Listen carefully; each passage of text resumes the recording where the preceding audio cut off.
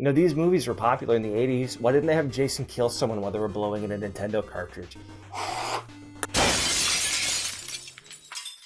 You know, it's Halloween. I guess everyone's entitled to one good scare, huh? Alright, the first step is to take off the straps and sand it down. Now, I've gone different ways. I've barely sanded it because I wanted a nice glossy, even finish, but I've had issues with paint chipping over time using that. So I usually take a very, very light grit and I just sand it as good as I can.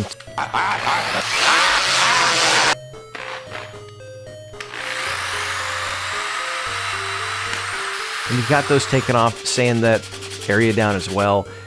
Then the next step is to mask off the top 3 snaps before you start painting. That way the snaps will go on easier and you don't have to mess around with that after the fact.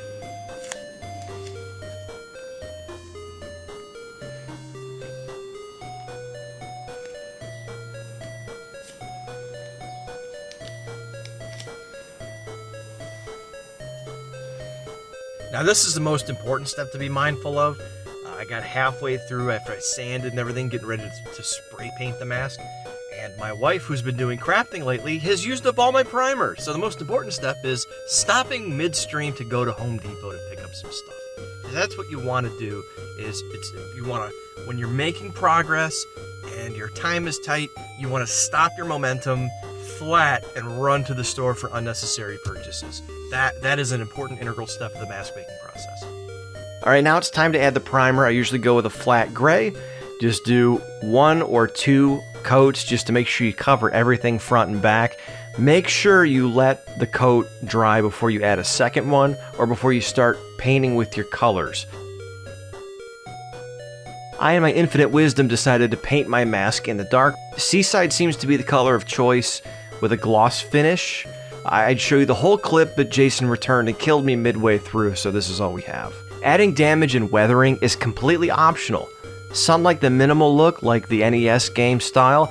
I wanted to go with something a little more weathered. I took Big Hush's advice, the guru of these masks, and I burned my damage into the mask as opposed to cutting it with a Dremel.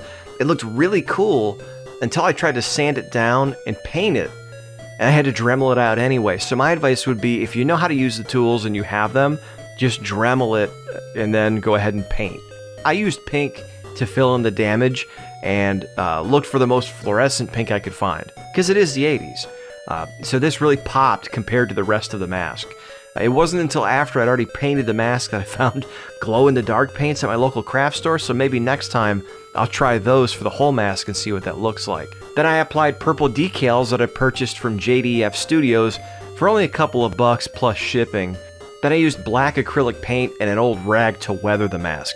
Jason killed me again during this step, so this is just the practice footage, so sorry about that. Dab it on and use wet or dry portions of an old towel or rag or even your palm to achieve whatever desired effect you're going for. When you feel your mask looks ready, hit it with the gloss clear coat or sealer. I personally like a really glossy look. I wanted purple eyes for my NES Jason mask, so I honored the late Dusty Hill and went and got some cheap sunglasses.